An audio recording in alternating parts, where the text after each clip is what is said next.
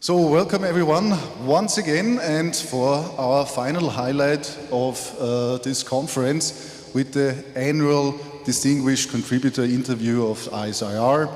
And the 2022 interview is going to be done with Matt McGue, Regents Professor at University of Minnesota, and he's going to be interviewed, as for the past years, common by David Lubinski. So for the next hour or so, let's have an insight into the contributions of Matt McGue. Well, thank you, Jakob, and it's just a delight to be here. ISIR in general, it's been a fantastic conference thanks to you, and you have been just a great host. So this has been a wonderful conference. And this is going to be kind of a different interview for me. Although I started this out about 20 years ago, after Camilla Benbow started it out with Julian Stanley exactly 20 years ago. Matt's a little different. And Matt is different because I don't know how many people know this, but in the 1970s, and I'm not going to tell you which year because I'm going to be dating us enough,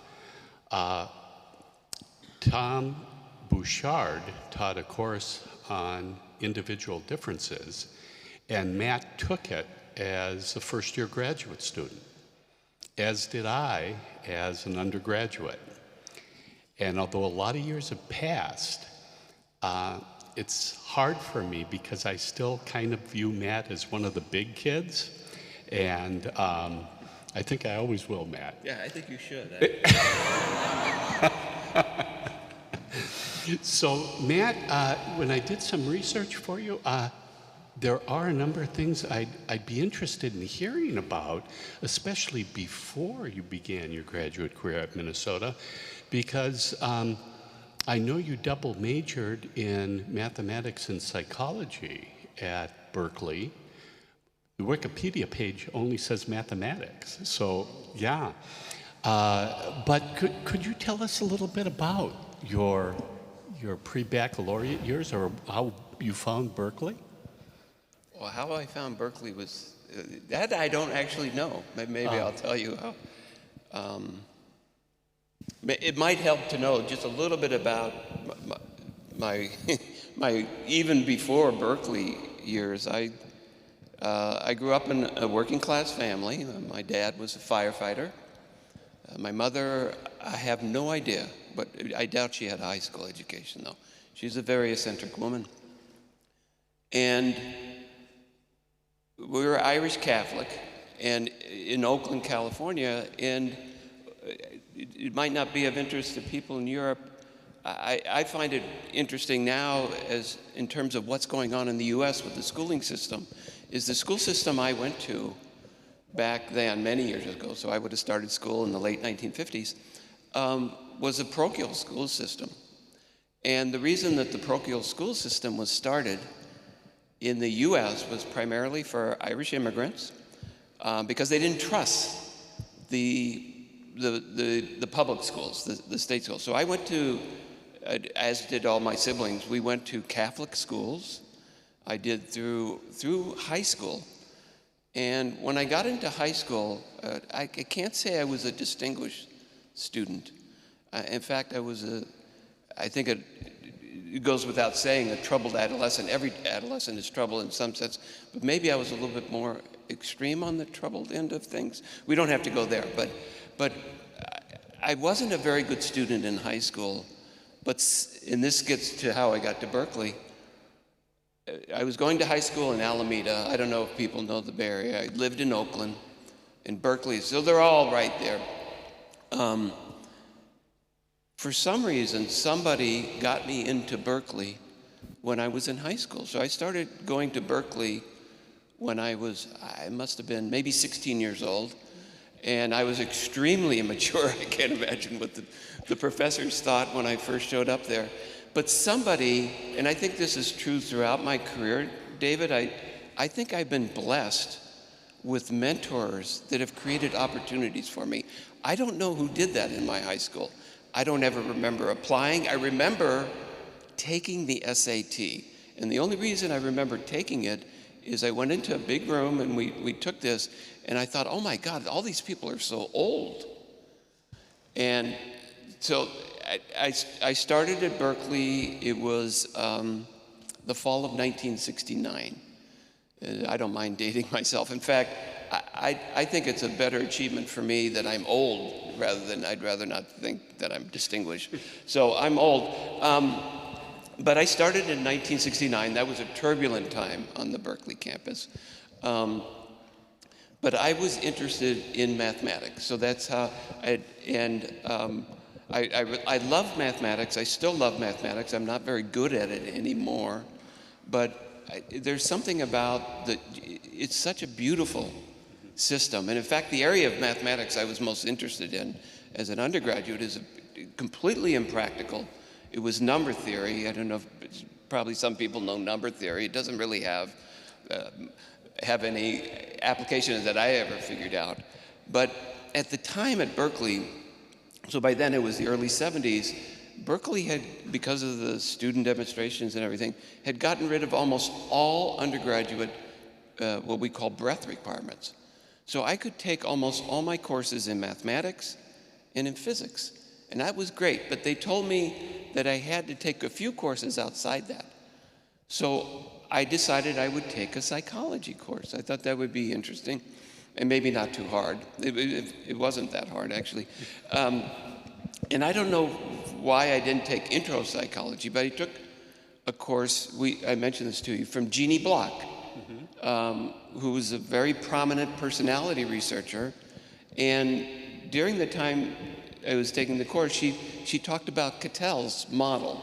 I've not gone back to it in 40 years, but it was a mathematicalization of behavior. I think he called it, did he call it the specification equation? And Cattell, this is Ray Cattell, thought that you could actually specify in a mathematical formula how people would behave. I don't think it ever worked out very well, but I thought, as a mathematics major, I thought, wow, this is great, this is really interesting. So I took a couple more psychology courses at that time. I took individual differences from Reed Tuddenham, and we were just talking about IQ. Reed Tuddenham was a very proper American professor, always wore a suit, coat, and tie. And he taught the course on individual differences. And I remember him telling about how he found his wife, thinking about your presentation. He said before he married her, he gave her an IQ test. I thought, he said he wanted to make sure that, I don't know what their kids were like, but so I had taken individual differences from him and maybe statistics from Bill Meredith. And so I'd actually ended up double majoring. So my original intent in going to Berkeley was to be a high school math teacher, because I love math so much. And I didn't think I'm sure I was not good enough in math to be a math professor, but ended up, psychology is a little bit easier than mathematics, so I did a little bit better in that area, I think. Yeah. Now, after a degree at Berkeley, and I'm sure you did fine, you obviously had a lot of choices. What brought you to Minnesota? Why did you pick that place? It's cold there, Matt. So you're thinking that I was rational. I just kind of, it was a random walk. I mean, I ended up Berkeley. I don't know why. I still to this day don't know why I ended up there. I'm happy I was there, but I never applied to any other college or anything. It was, I thought of it as, well, this is the local college, and that's where you go. So I ended up, I didn't love high school, but at least the academics of high school. There are other parts that are kind of fun. But in college, I loved it. I mean, it was just so much fun.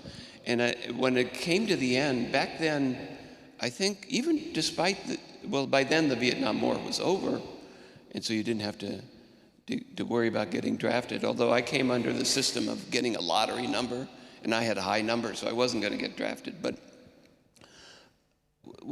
I don't think my generation worried as much because I think we had greater opportunity or less economic pressure about getting a job.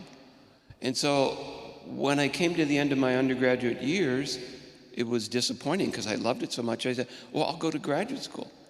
And then, well, what could I go to graduate school in? I didn't think I was good enough in mathematics, but I thought, so, I don't mean to demean my own discipline, but higher level mathematics is really hard.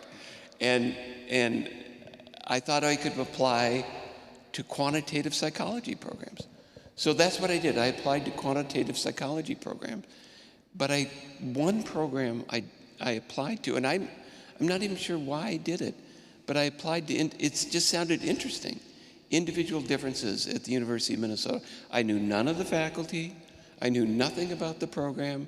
I had this one course from Reed Tuddenham in it, and I thought, well, maybe that sounds interesting. I got admitted there. They gave me a fellowship. At that time, I'd never been east of the Mississippi River. So the Mississippi goes down through the campus, actually, of the university. So I'd never been there, and so I had no idea about it.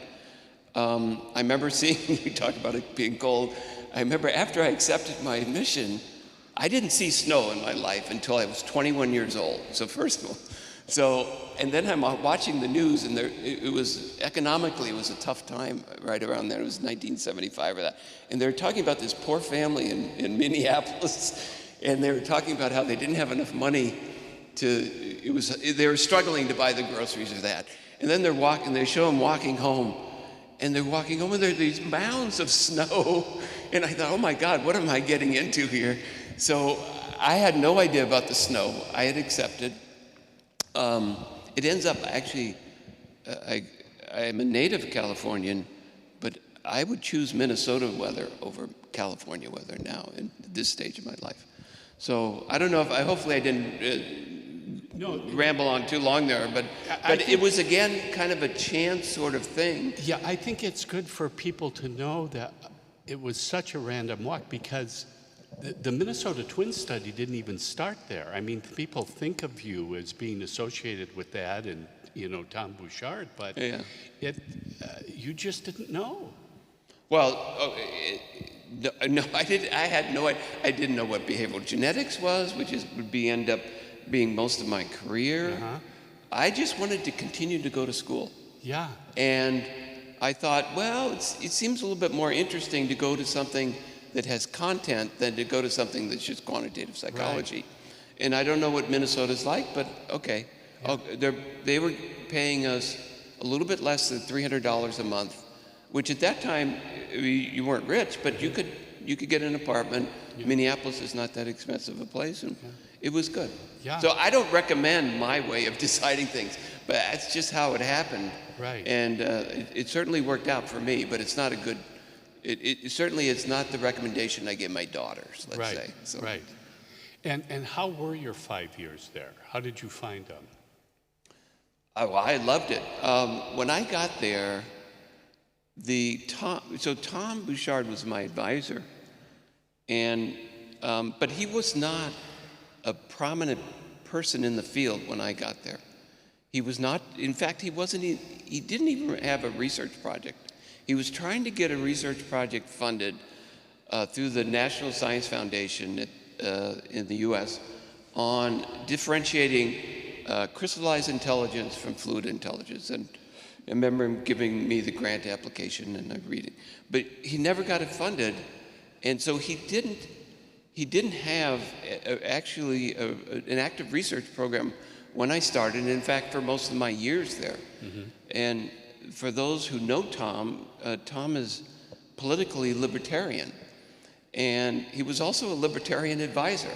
He basically kind of let us do whatever we wanted to do, and in my case, that meant for a while, the University of Minnesota campus is actually in two cities, Minneapolis, and then 3 miles away in St. Paul, and so I ended up spending a lot of time taking genetics courses in St. Paul, because genetics seemed very interesting to me. Mm-hmm. And so I began studying it, and the courses were over in the agricultural school, so I took those.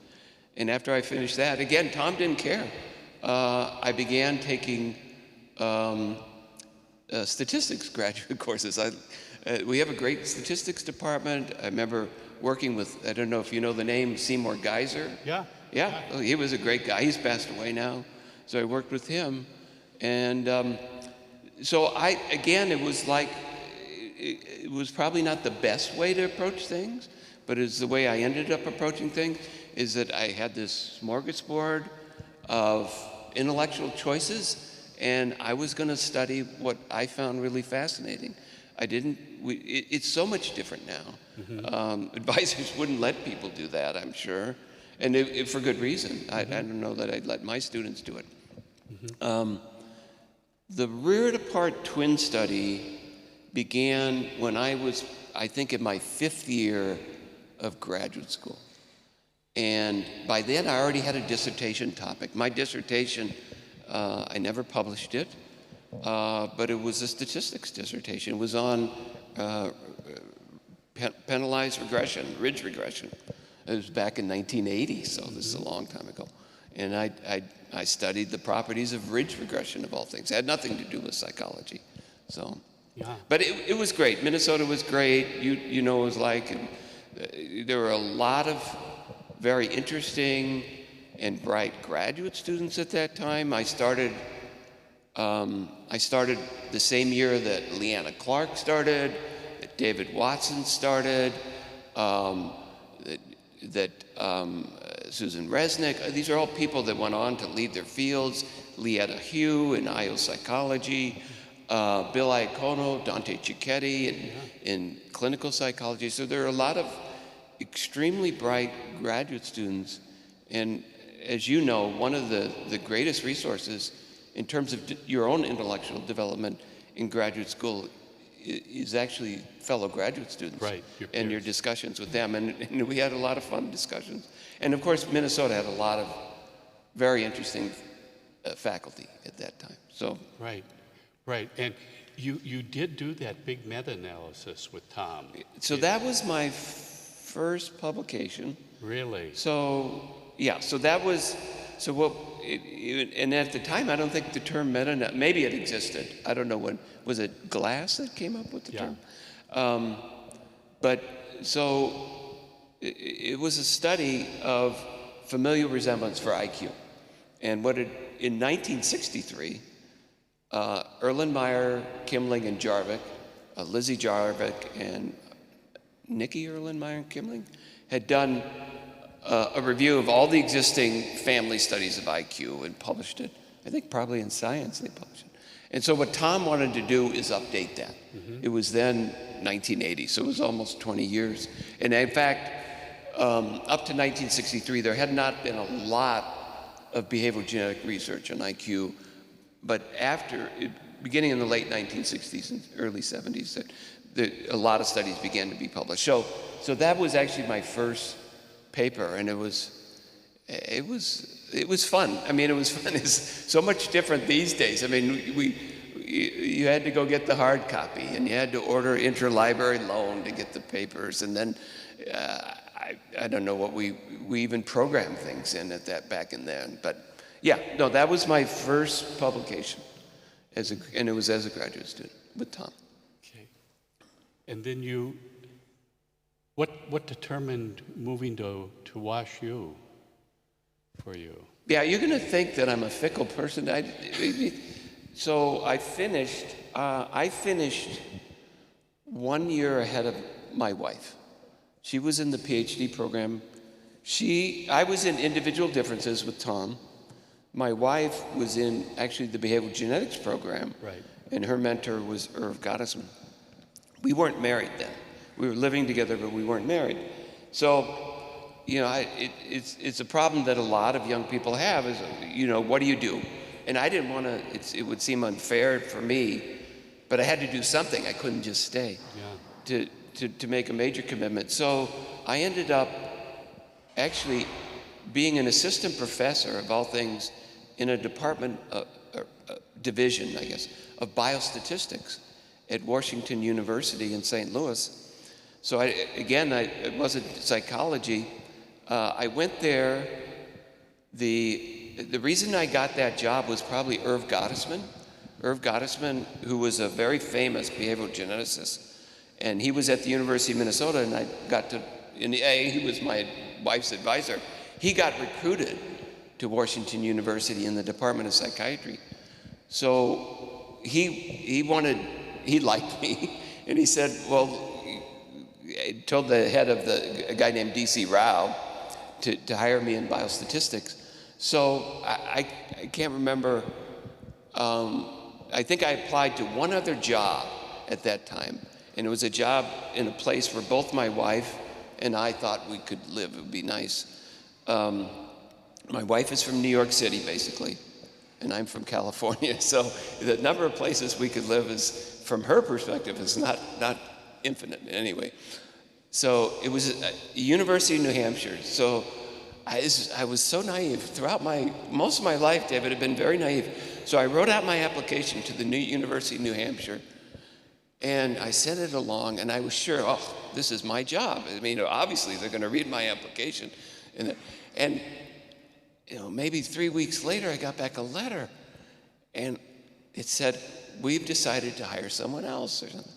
And I was shocked, just shocked. So I called them up, and I said, could you, so I guess I was maybe a little bit arrogant too. I called up and I said, this is exactly the job I trained for, and I want to live there. And you sure you didn't make a mistake? And the receptionist, who was a little bit taken aback that someone would call, said, no, I'm sure they didn't make a mistake, Mr. McGue. So I went off to St. Louis. And then again, it was St. Louis at that time. So I took the job there in 1981.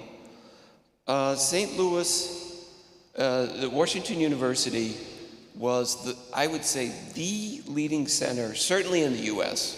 There are also leading centers in Europe, but in the US in psychiatric genetics.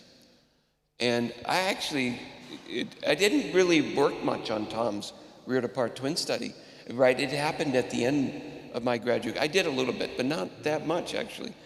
And then I went there, and there was so much genetics going on. It was very exciting.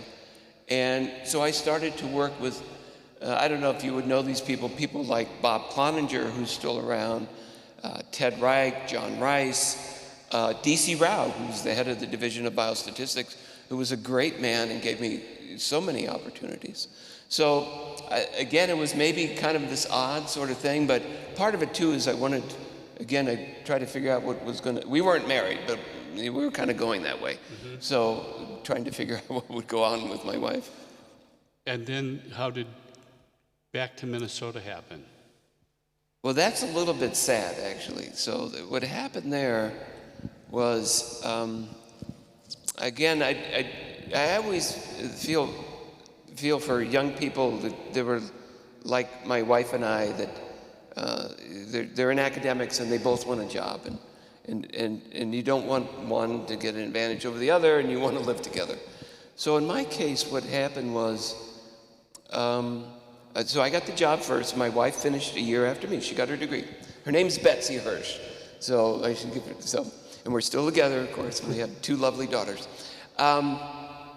And she's, even though she came through behavioral genetics, she's really a wet lab geneticist.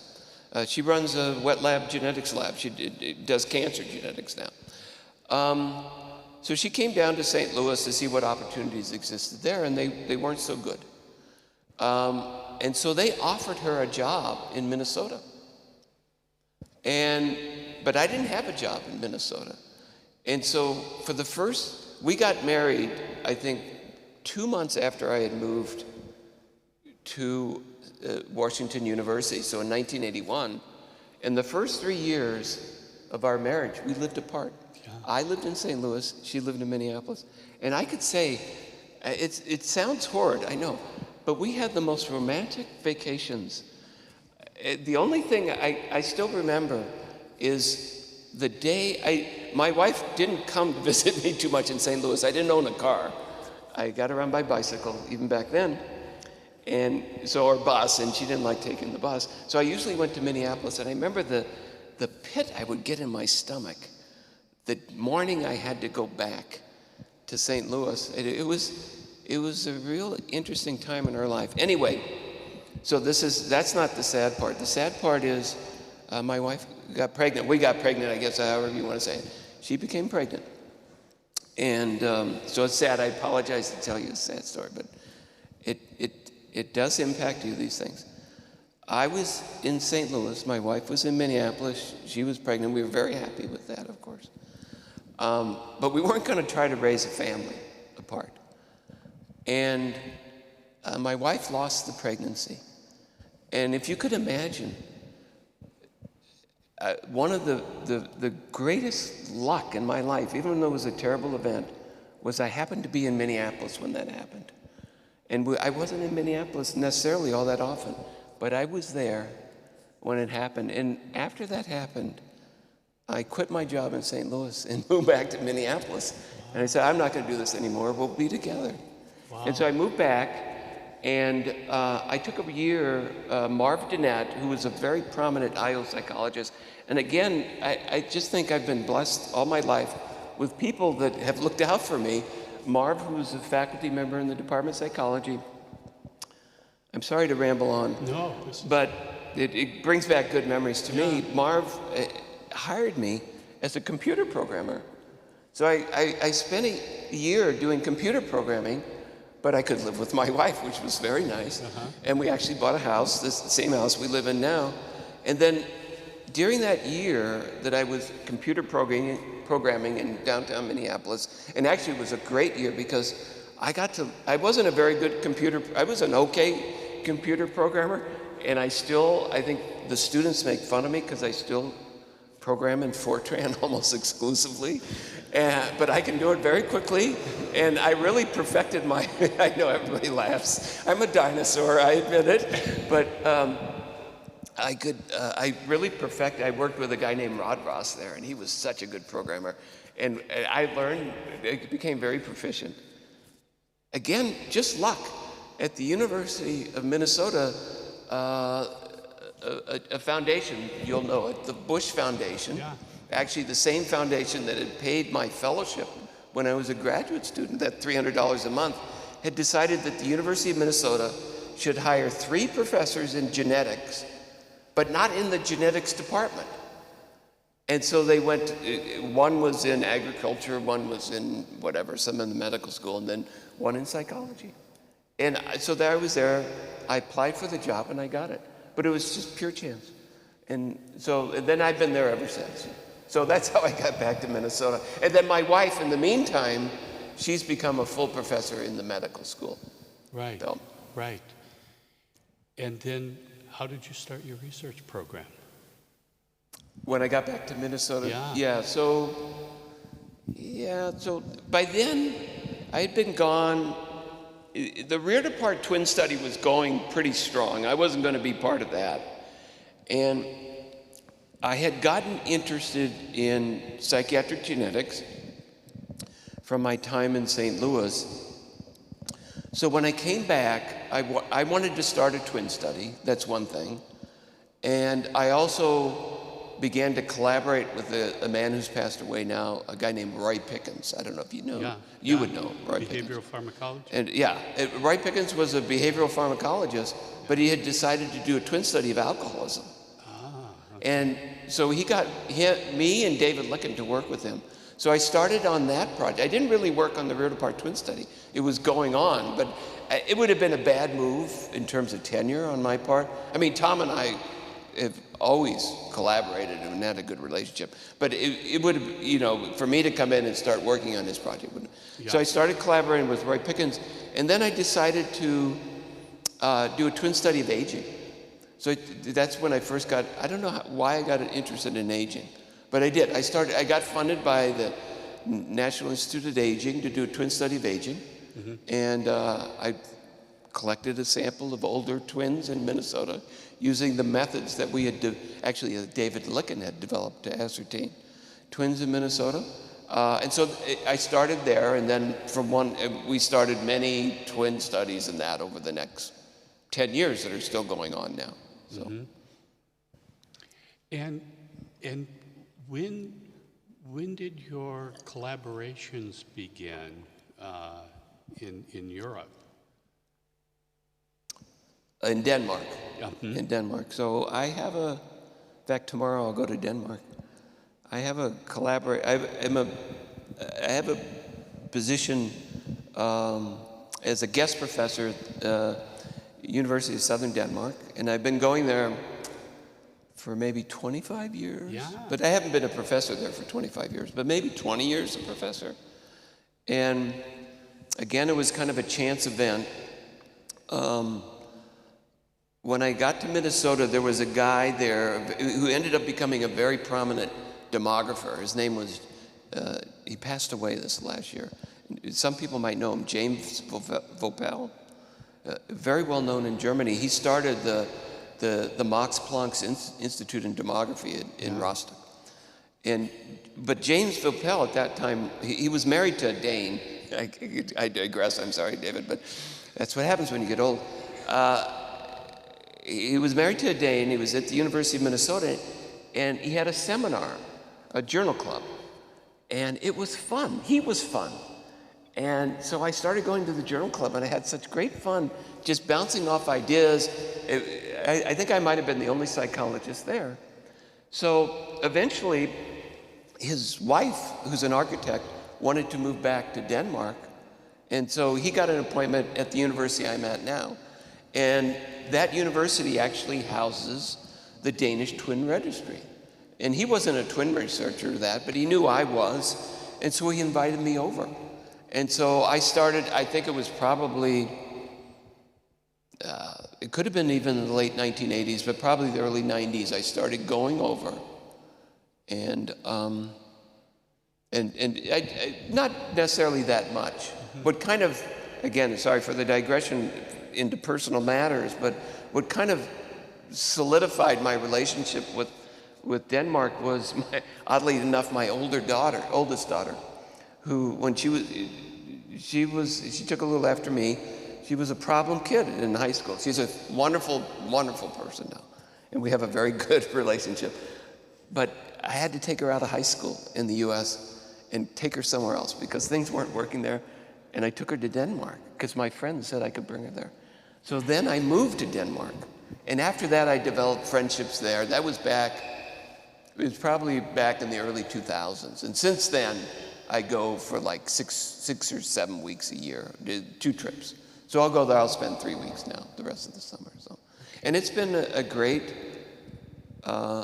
it's been an extraordinary collaboration. They like me, I think, because I'm a psychologist, and most of the people I work with there are MDs. And they also, I have some of the more biometric background, so I've taught courses there in biometry and that. So I've been going there a long time. I love it. It's a great group of people. Wonderful opportunity for me. It was great for my daughter too, let me tell you. So, yeah. No. Yeah. Well, some of your most widely cited papers come out of that work. Yeah, they have a great system in that because of the public health system, everybody is registered. And so to identify a sample of twins is not, you know them all, and you're registered, your address. And not that many people from Denmark moved to Spain. Some do when they retire, but not that many. So over the years, and they've been, the head of the institute there, who actually won the Lubinski Award at this year's Behavioral Genetic Association meeting, Cora Christensen, he's really been great at starting all kinds of different projects that take advantage of the great registry system that exists there. So, yeah, it's been a wonderful opportunity. Mostly what I've worked on there are psychological sequelae of aging, things like depression, symptomatology, cognitive functioning, and those types of things. So. What are the findings you're most proud of from your work out of that? Out of Denmark? Yeah. I think the most interesting papers we've done involve I think there's a lot, but what I'm most interested in the Danish work is, as you know, as everyone knows, we're living longer. And there's a concern within gerontology that we might be living longer, but not better. And that we are actually declining. And so what we end up doing is we have a longer period of being frail. And that's most of the extended longevity. So what we were able to show because of this is actually not twin data even, this is whole population cohorts. So we would do studies where we tried to sample everybody in the country who was 90 years old in a given year. And you could find them all. And if you thought about it, if you wanted to understand what the typical nonagenarian is like, how would you do that in the US? There's no way to do it. Because any way you'd sample, you'd get a biased sample. But we could get everybody. And so what we were able to show in a series of study is that, in fact, people are living longer and they're also living healthier too. So there is some expansion of morbidity, but it's not that great. And so it really is a case, I don't know if it's a saying in other parts of the world, but right, that 60 is the new 40, and that, I mean, those cohort effects are really, really powerful. Now, my understanding is that like the Flynn effect, the cohort effects might be diminishing and reversing because of bad health practices. But at least up through 10 years ago, through a series of cohort studies, I think that's actually maybe it's the most cited work too that we've done. So, and I really enjoyed that work. It was much different than the other work I was doing in Minnesota, so. What's the work you're most proud of that you've done? The work I'm most proud of, David? So, without a doubt, what I think the most important thing, and I don't claim it's that important, that I've done is teach. Really? I feel that that's the most important thing a professor can do.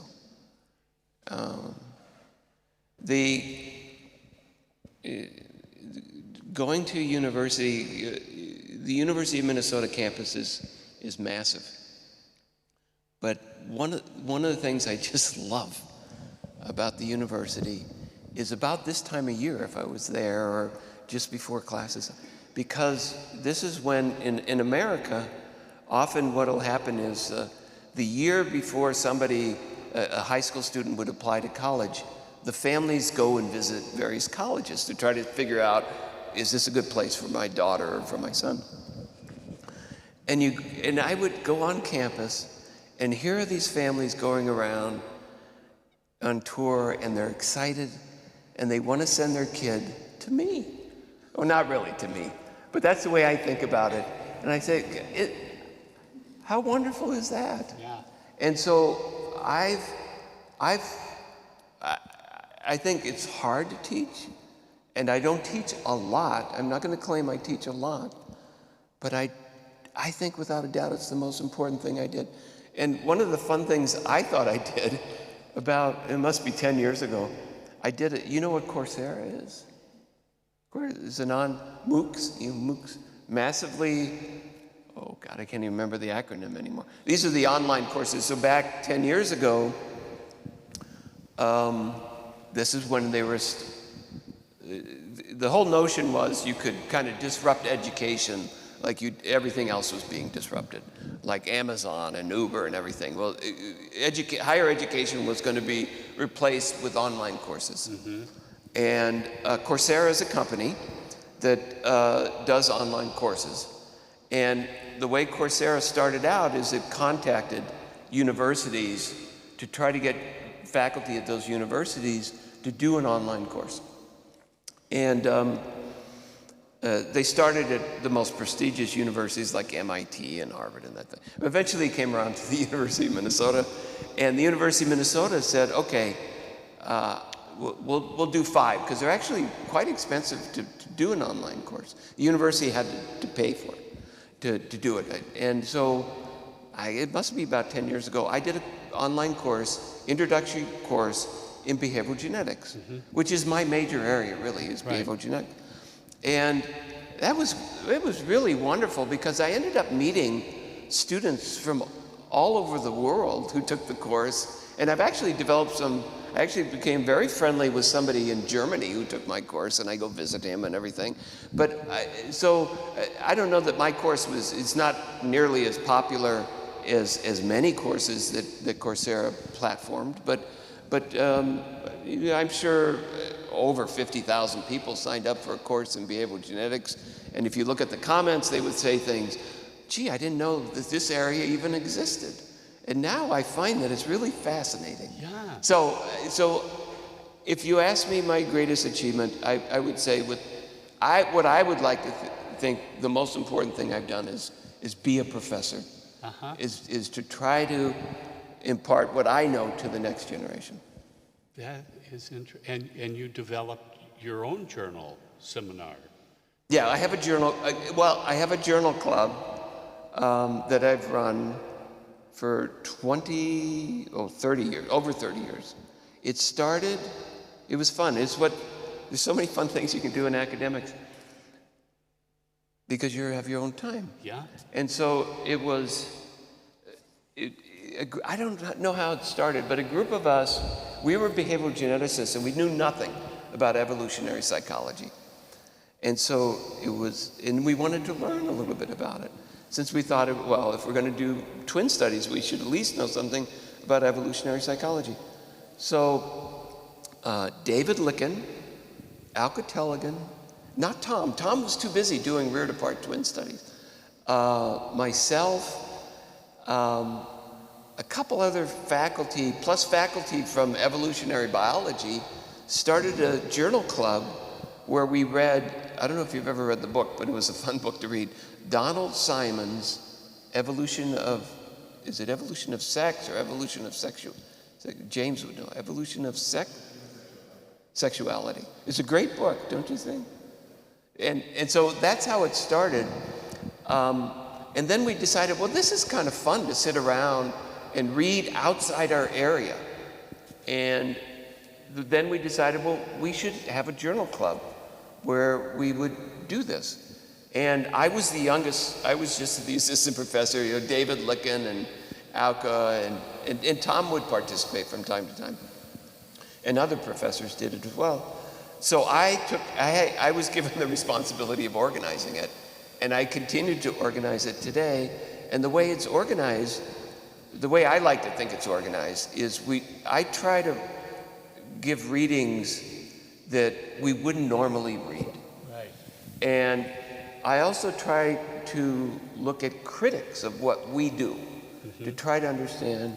I like to think of myself, I'm giving myself too much credit, but I still nonetheless like to think of myself as a Millerian, John Stuart Mill, that you should understand the arguments on both sides. So in our journal club, which it meets throughout the year, and in fact we have people from Europe who participate. Ian Deary participates, other people from other universities, and we meet once a week. We've been meeting once a week on Mondays from noon to 1. It's about, now it varies, but it's maybe 12 people. Half of them can be faculty.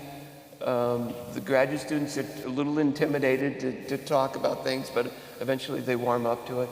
It's a lot of fun. I enjoyed it a lot. So. Yeah.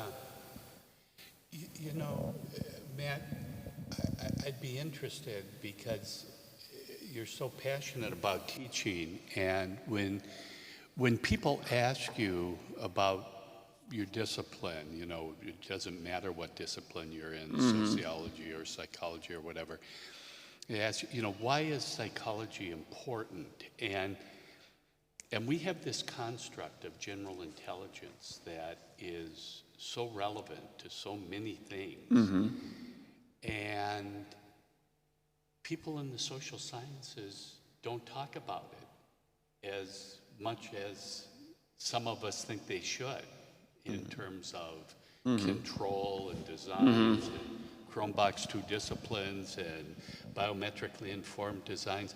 How do you handle that? How do you tell people, this is an important construct? Yeah, well, the first thing to maybe point out, well, or maybe the kind of the short answer to your question is, I can't claim that I do that. I don't teach a course in intelligence. I don't teach the course in individual differences. I did for a while at our introductory psychology course teach the module on intelligence. James does that now. And so That'll work. Yeah, but I certainly didn't get into that. I do teach a course in behavioral genetics, and I, of course, would cover a module on intelligence and intellectual disability in there. I think there's maybe, if I get the gist of your question, there's a parallel between behavioral genetics and people who study intelligence. And that is that, maybe I'm being unfair, but I would say that there is a tainted history. And I think that in the case of behavioral genetics, every time I've taught my behavioral genetics course, and indeed my online course, I go through the early history of behavioral genetics. I think it's important for students to understand that for many people to this day, they don't like behavioral genetics because of its early ties with the eugenics movement and with racial thinking and that. So I think it's important it's certainly that history of behavioral genetics has impeded its integration into psychology. But nonetheless, it's our history, and I think it's important for students to understand part of the reason we are the way we are today and how we're looked at is this. And they may, I don't have any problem. They might say, I look at your history and I don't want to study this. That's their choice. But I certainly cover it. I mean, I don't know. I don't teach a course in intelligence, but if I did, I think I would cover the early history that actually is tied in with the eugenics, the same thing I'm talking about in my behavioral genetics course. Yeah. We could say it's unfair because G is such an important construct, and I agree. It is unfair, but at the same time, you can't deny the history of our field. You have to communicate that. Is the way I feel about it. So Right. And let the chips fall where they may. Yeah. Now, you've been at this a few decades, Matt, being a professor, and you're passionate about teaching and mentoring. How have things changed? How have universities changed in your time? Yeah, well, they've changed a lot, and actually it's not linear. It's curvilinear. It's kind of accelerating. There's been a lot of changes at universities. Maybe for me, you might be surprised, but for me, the two most salient changes are these. And they may seem a little bit atypical, and I don't know that they apply to Europe at all. But the first is, in the US, universities have increasingly become what I would call therapeutic communities. And this was talked about by Jonathan Haidt and Greg Lubikoff, I think, in a book they wrote. But I don't know that it's necessarily bad. I just think it's a change. There is an extraordinary concern about not upsetting students. And the first time I ran into this actually was with our introductory psychology course. And that was over 10 years ago. It was before you came, James, I'm pretty sure. And there was kind of a dust-up I wasn't teaching the module on intelligence then, but there was a dust-up about the intelligence module, not the module. So the way the course works is there's a professor who gives a lecture, and then, of course, the graduate students do all the work in these smaller sections. So it had to do with what the graduate students, whatever the exercise for intelligence was in the sections. And some of the graduate students weren't comfortable doing that. I don't know what they were or anything. And again, I wasn't at that time directly involved in it. that's all, nothing atypical there, I don't think. But what I remember when it was discussed, and for some reason I went to one of the meetings where it was how to handle the graduate students saying they wouldn't teach this. And of course, there would be, in my opinion, inappropriate, if they were not comfortable teaching it, I think it would be inappropriate to force them to teach that. That I was fine with. I mean, I was disappointed, but that I would be fine with that.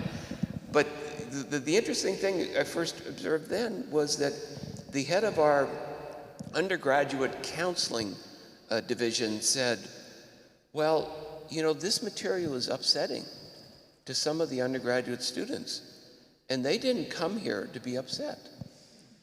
And I thought, I didn't respond at the time. I was so surprised by the comment that that's what university was, that a place where you went to be protected from things that might upset your intellectual equilibrium or something. I just thought that was, and so I didn't make much of it. But in fact, that has become more common. I think the concern about students is good, but I do think there is, Haidt and Lubikov argue that students are being coddled.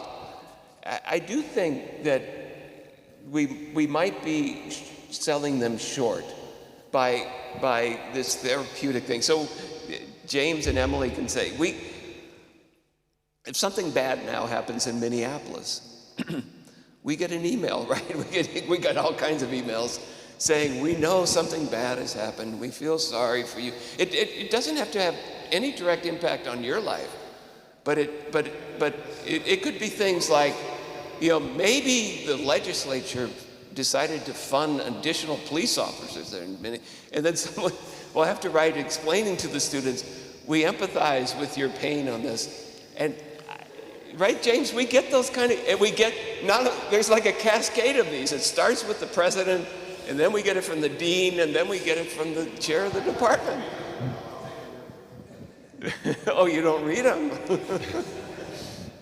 So I think we should all be challenged in our education. I think, again, having concern for students, I certainly agree with that, but I don't think we should deny them a good education because of it. So that's the first thing I would say is, to me, it's just changed so markedly. Nobody, could you imagine Neil? Yeah. I mean, Neil would have gone, right? Yeah, so there was, I remember, people saying to freshmen that if you end your freshman year and something about your intellectual worldview hasn't been riveted, you're not getting a good education. Yeah, and it just goes back to Mill. I mean, if you're not exposed to the arguments of the other side, what Mill was concerned with, I think, is primarily twofold. One is that you will not be prepared to defend your arguments. Yeah. And what's more is your beliefs will become dogmatic. Yeah. They will not be subject to argument. So you end up with a dogmatic. I think this is very bad for it. And okay, this is my career, and I feel very bad about it. But okay, that's the first. The other is less interesting, David, but it is a very significant change in my lifetime. Is, again, it's American universities that might not exist everywhere, but at least nominally, faculty still run American universities. But in fact, there's an administrative class. And the administrative class does a lot of running American universities these days. And the administrative class has just exploded, primarily because of regulations that come down from the federal government, IRBs, so the ethical boards, the animal, but also other things. And the people in these positions, they're career positions, they're not faculty, although the dean might be a faculty person. In fact, the people who run our college are not. They're full-time bureaucrats. They're very talented people. They're very smart. I think they're very well-meaning. I don't always agree with them. They tend to come either from colleges of education or the humanities, because if you have, and they have PhDs. So, for example, you probably didn't read this email, James, but we got an email saying from such a person who I have not met at this recent hire, saying that I wanted to respond, but he's kind of back. Maybe I'm a little cowardly, but it's kind of like back when I heard the head of the counseling. I should have responded to that. Someone had made a request that many of the faculty are not requiring GRE scores.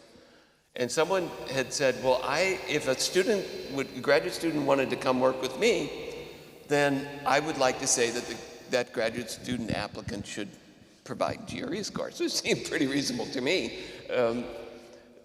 The person running this part of our program wrote back, not a faculty person, saying, well, you can't do that. That's capricious. I still don't understand how, but it's capricious and unethical to do that. And so it's an odd professionalization and what's happened with faculty, and I take full responsibility. Many faculty, we want to teach our courses, do our research. We don't want battles with administrators or those types of things. It's not how we want to spend our time. And so this kind of defaults to a professional, highly educated, highly competent group of people who I think have an extraordinary say about how American universities are run these days. So those are the two things. Yeah. Sorry I went on too long. No, those are important things. What are your professional goals now, Matt, at this point? You mean at my advanced age, David? Yeah. What are my goals? Well, I didn't say that. I mean, you're still so vibrant that if you choose to.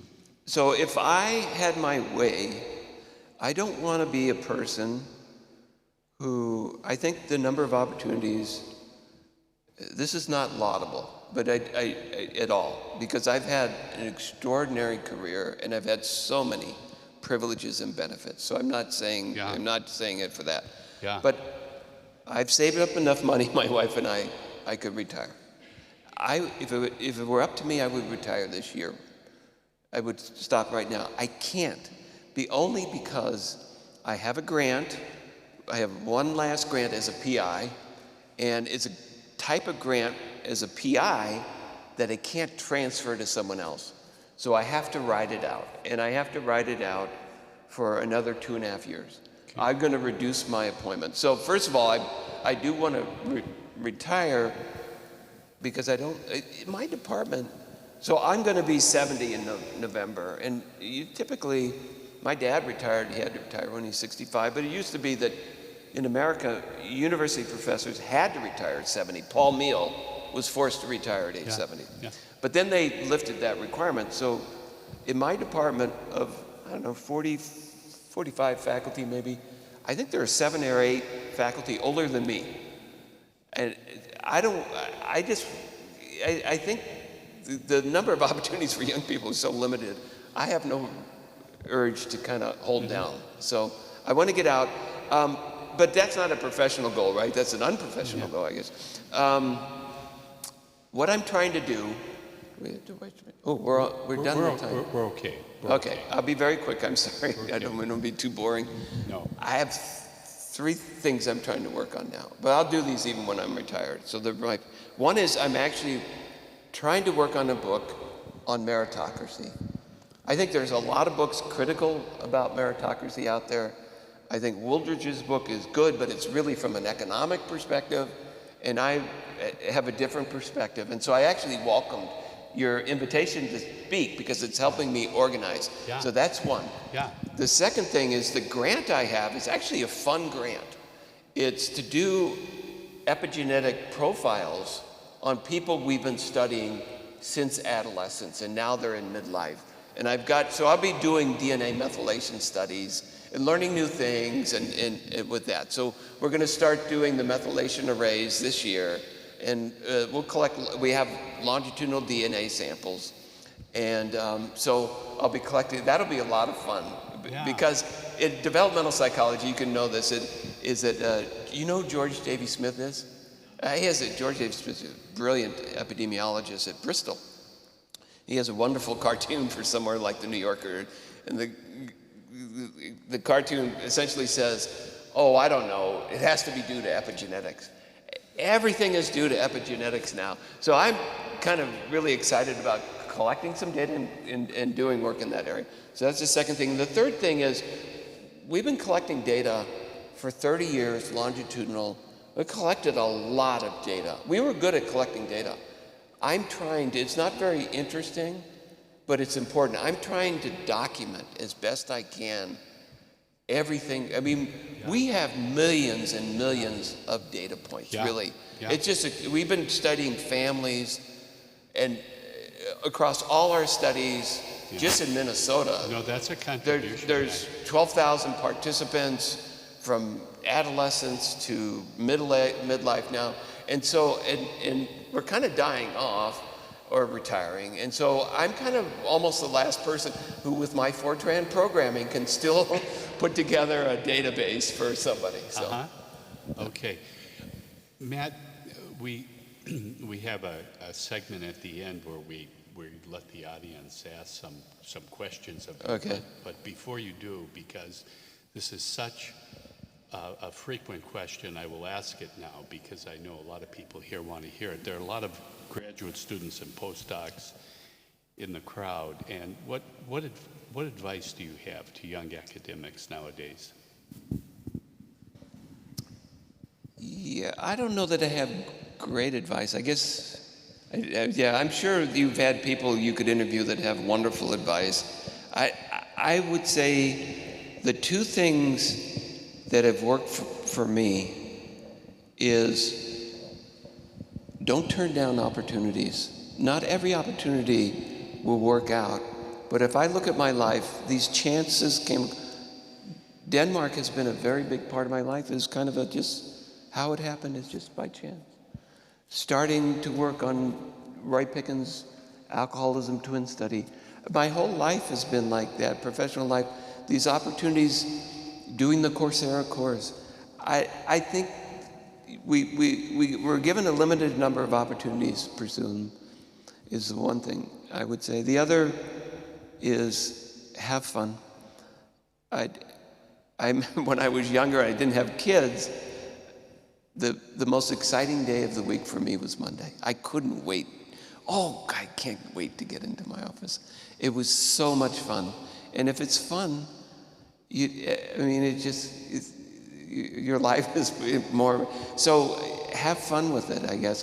One of the things is I've been very lucky with the collaborators I've had, is I've had wonderful people, smart people, but wonderful people, wonderful human beings to collaborate with, and so it was easy to have fun with them. Well, Matt, now everyone knows why I'm always going to view you as one of the big kids. Okay. This has been an absolute delight, and I just really want to thank you for doing this. Okay, well, thank you for indulging me, David.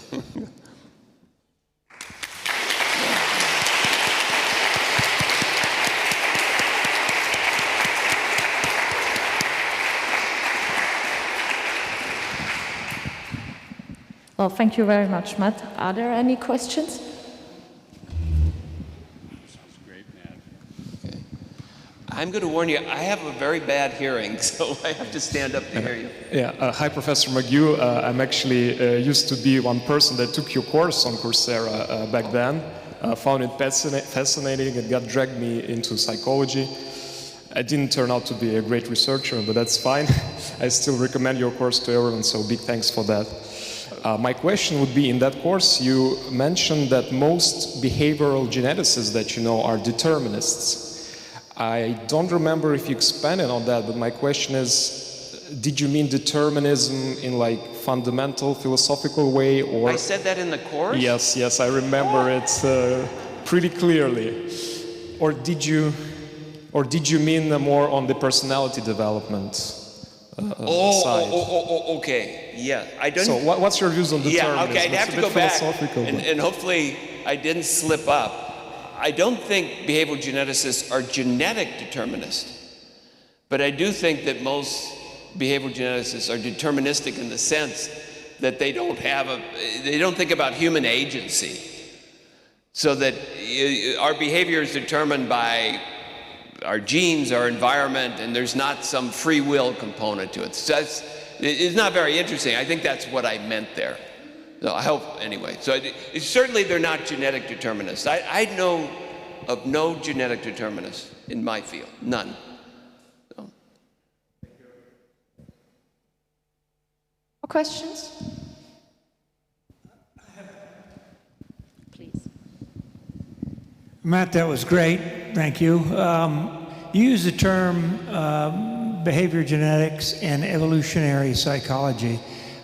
Sometimes there's a lot of fluidity between the two terms. What exactly do you mean by evolutionary? So I'm not behavioral geneticist. Behavioral genetics, the way I think of it, is a branch of individual differences psychology. So it's trying to understand what I've always found the most fascinating aspects of psychology. Why do we differ in cognitive ability or in neuroticism or in extroversion? And so that's what behavioral geneticists are at.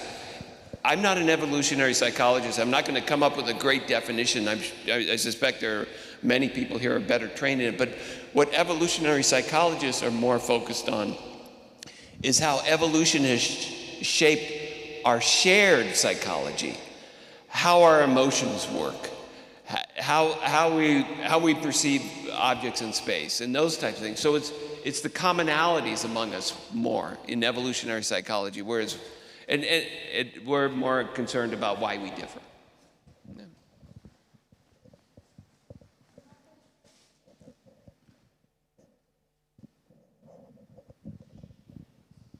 All right, then if there's no more questions from you, thank you very much again. Thank you.